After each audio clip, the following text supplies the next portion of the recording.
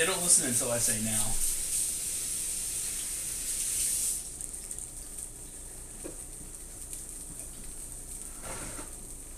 Apparently, classically, you serve this with something called salsa roja, which is red sauce.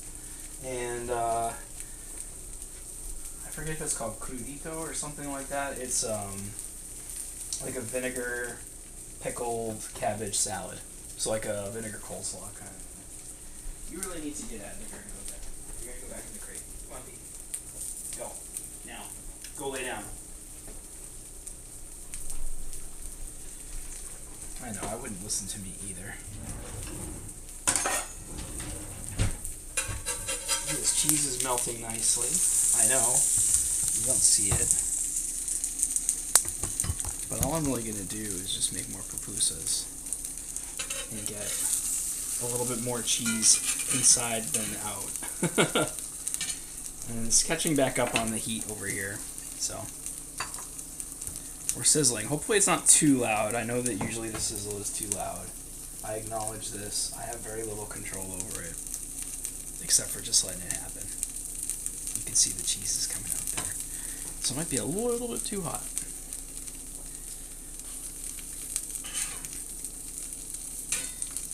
I know, I have a fan club. The sweet girls. Sweet Apple and Sweet and Roasty. They're my ASMR queens. They don't do ASMR. They come to me for ASMR, and they love it. And I'm here for it. I'm here for it.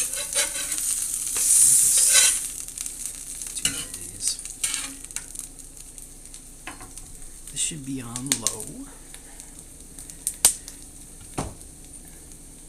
And as this has absorbed a little bit more water, we're just going to wet our hands again and work the dough around a little more. I'm not convinced that it's too moist. Sorry, I had to use that word nismo. I know you're not a fan, but we are talking about moisture as it relates to moisture content. So let me get back to rolling my ball here.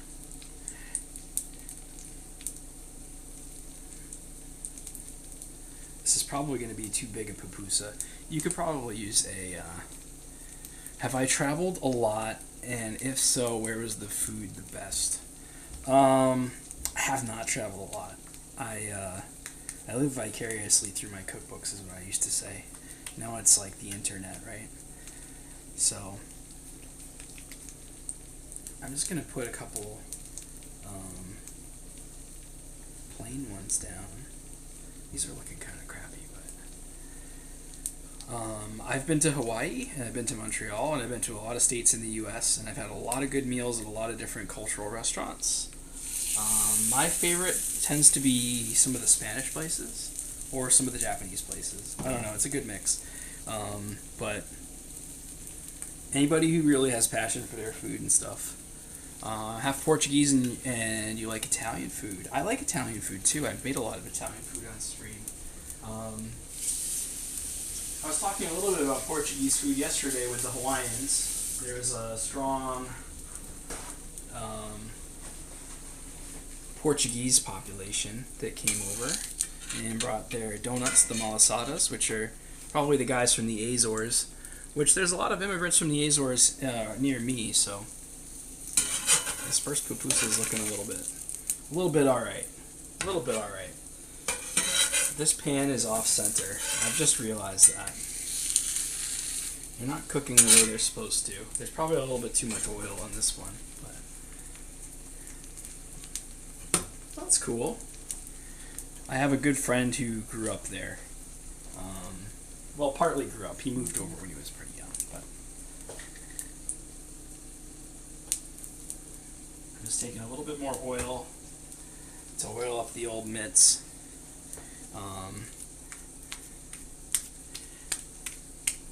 And we're just going to play patty cake here to make our exterior, and then try to grab an eyeballed amount. This is like a real granny measure of cooking, right?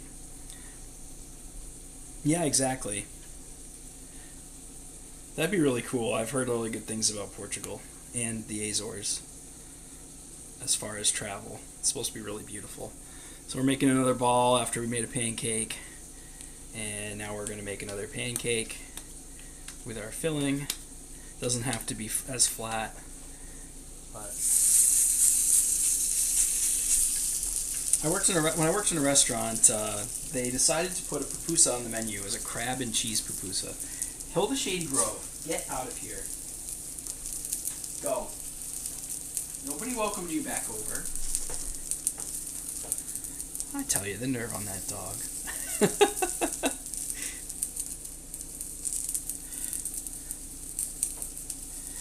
I was supposed to go to Japan and Poland in 2020, and that did not happen. My friend was supposed to get married in Poland. His wife is from Poland.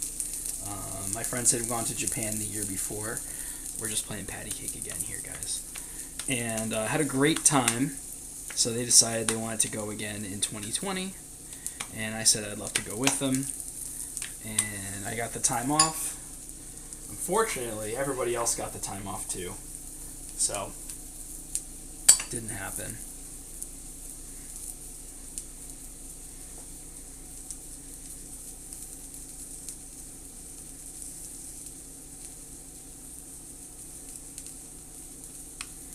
This isn't an exact science. We just want to make sure this closes up, and hopefully this covers that cream cheese that I see on the bottom here.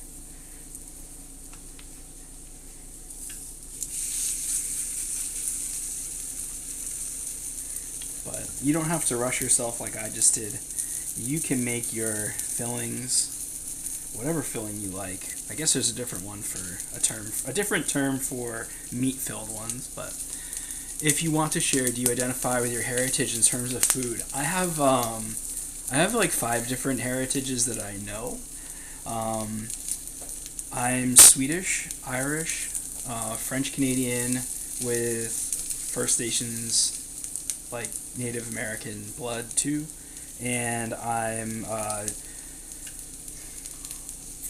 my great grandparents were from the Austro-Hungarian Empire, in what would now be Budapest in Hungary. So my mom always called our family Hungarian, but she did a DNA test and she doesn't have, but it's all German. All of her mom's side was all German. So I make German food. My friend's grandparents were from Germany too.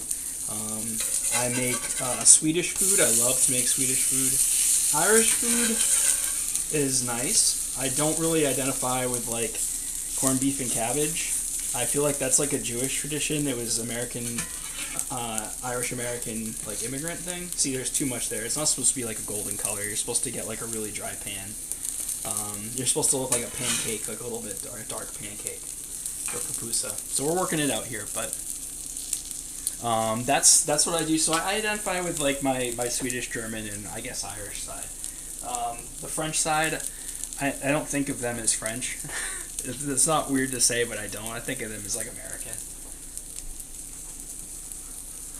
Because they really came over in the 1600s, from what I understand.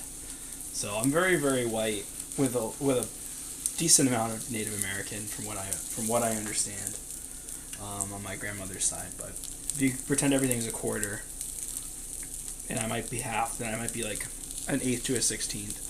I was born with a full head of hair, and my mom always said it was because of that, so I don't know.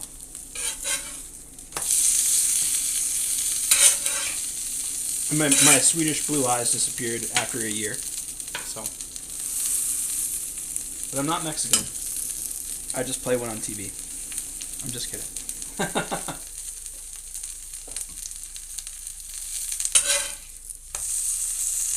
I do have a lot of stream friends who are Mexican American.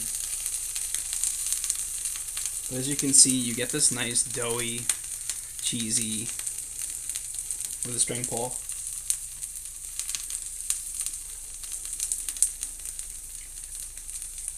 It's kind of like if you made a quesadilla into a dumpling. Oh, that's lovely. Yep. I'm glad to be taste testing today. I could get away with no cream cheese too. I think the place that I worked at put cream cheese into the batter. So I think that's how they got around it, like leaking. But it was like crab and cream cheese. I'm just going to get rid of a little bit more oil here.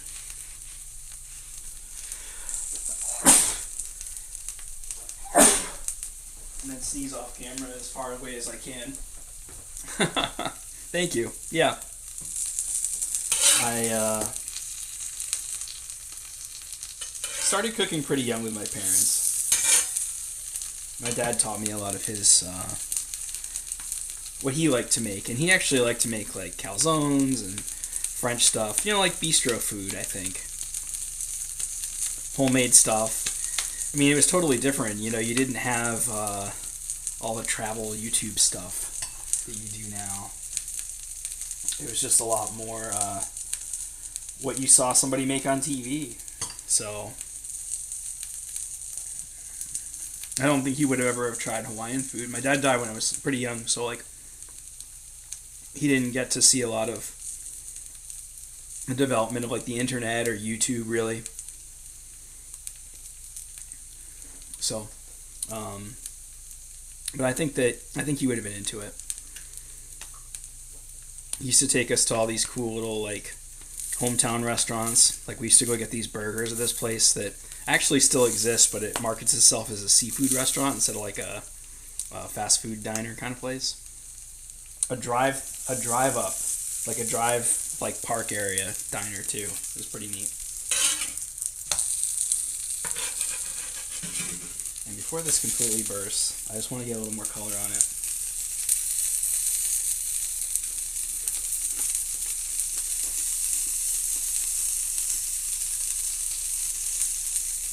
Thanks again to Apple for asking me to stream again tonight. Because so far it's totally worth it.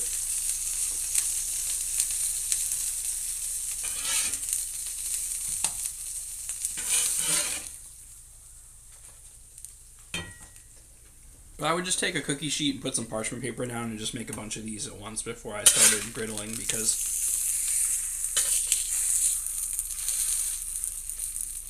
it's definitely way more efficient and way less smoky. So these are the little baby pupusas. And this one's pretty much done. I'll call that one done. We'll put it on the side here so we don't pretend it's a cheese one. And was this one done? I'm using like the world's largest spatula for these little guys too. It's kind of absurd, but... What's the most common food that I dislike? It's a toss-up between chili and beef stroganoff. There's something for me about that. I grew up like, maybe it's because my brother liked it and I'm just a younger brother, but I never really I never really took a liking to them. And my somebody, you know, would say, oh, we're making American chop suey is probably the worst one for me. I can get away with a chili. I can kind of get away now with the beef stroganoff a little more, but I can't get past American chop suey. People really want you to like mushrooms. I prefer it when people just say they're allergic to them. It's harder for me to argue with them about it, you know? Like, well, have you tried it recently? Like that kind of stuff, but yeah. No, it is what it is. You know, it's a preference. It's not like it's written in stone, you know? And if it was, fucking break the stone. That's looking a little bit dry. You may need to add a little more oil here. Peanut butter and peach or apricot jam? That's so funky. You don't like peanut butter and jelly? Oh. People think you're weird for liking a different jam. Well, I mean, I'm not a huge grape jelly fan either. I like the seedless raspberry, but people who don't eat their pizza crusts. Sometimes if I don't like a pizza crust, I might eat it later. But I often eat my pizza crust. Peanut butter and honey. I remember seeing the commercials for the peanut butter with honey, and I never knew that people did it until I saw those commercials. I always liked crunchy peanut butter growing up, also, like super crunchy even. And now I'm appreciating smooth a little more as I grow up. I don't know why.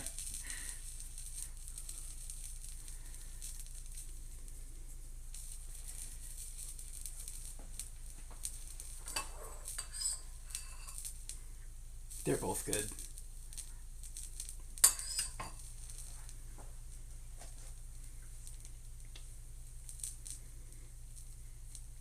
But yeah, I was a big crunchy peanut butter person. And I didn't like Diet Coke growing up, but now I love it. Like, borderline, I think I have an addiction to Diet Coke. Like, I already showed my weirdest, which was the peanut butter and pickle sandwich. That's probably the weirdest one for everybody. My dad showed us that one. Diet Pepsi. I don't like Diet Pepsi. If I go to a place and they have Diet Pepsi, I actually would rather have the Starry or the Sprite than have the Diet Pepsi. And I could get away with it before, but now I'm like so into like it tasting like Diet Coke, like needing it to taste like Diet Coke, I can't. How are they different? Pepsi tastes like it was made for smokers. I don't know how to say any other way. Like, it just doesn't. Yeah, we need some more oil on there. That one's getting a little bit dry. I don't really know what it is anymore. I think that it's just that it's missing a little bit of sweetness, and maybe it's like a little bit of like, yeah, I say soda, but I understand pop too. Yeah, I don't know what it is. I just can't get over it. If I drink Diet Pepsi, I would rather get like the sugar than try the diet.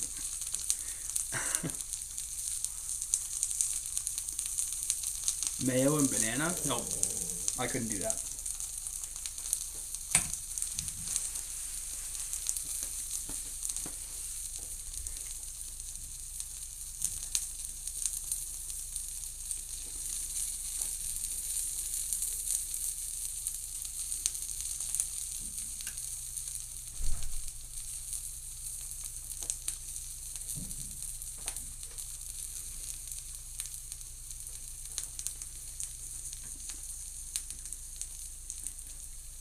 So, I recommend like country white bread.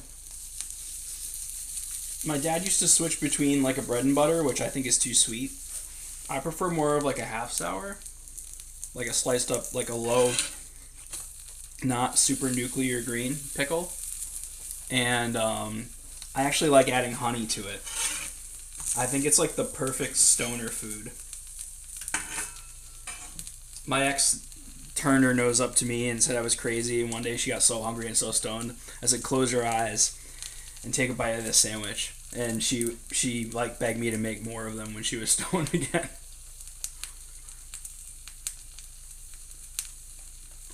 American cheese. Yeah, I can't do American cheese on like sweet stuff.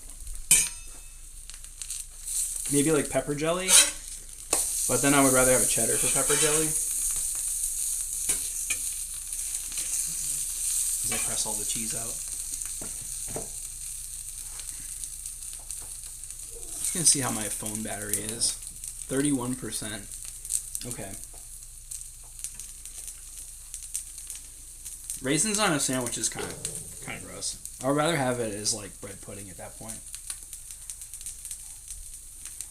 I mean, think about like cinnamon raisin bread. Like, that's not weird. I mean, if you don't like it, maybe it's weird. But if you do, it's not the same, but it's not in the bread, I guess. But I couldn't just put raisins on a sandwich.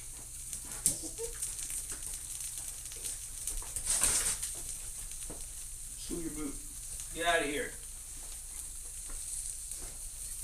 This is the ugliest pupusa we made so far.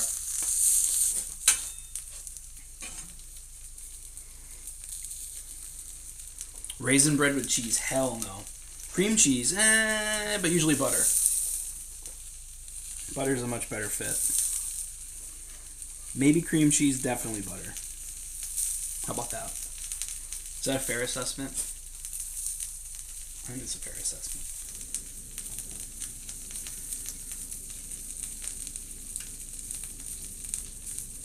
I also don't want any shit in my martini. So that's an unpopular opinion.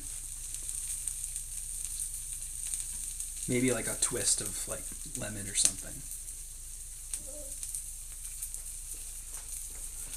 The sizzle is a lot louder apparently. Sometimes it, like when stuff is more sizzly, it like really drowns out my voice. So Potato told me too. What's the drinky for tonight? Water. No drinky tonight. I guess a lot of people are still doing dry April too. But I wasn't planning on doing it just because I knew that I had too many. Like I have a holiday that I go to that requires drinking. Passover. I go to my parents' Passover. My mom converted before she married my stepfather to Judaism. So you're required to drink 4 cups of wine at Passover.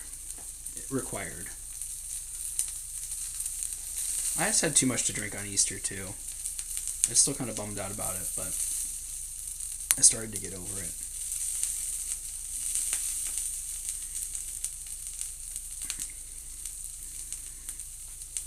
And it is better to do this as a ball and then flatten it back out because Hanukkah, the holiday requires drinking. Yeah, it's Passover. They call it Pesach. But it's the story of the Exodus when Moses got the Jews out of Egypt. They call them the Israelites in the Bible.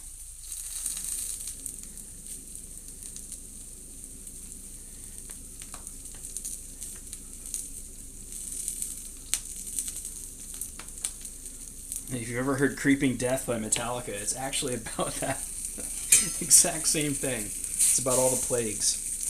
It's kind of metal, Passover. It talks about the plagues and all the bad stuff that happened. Could I open my own food stand or something and make good money if I would do it? Hell yeah, I would. There's such a high cost for a food truck.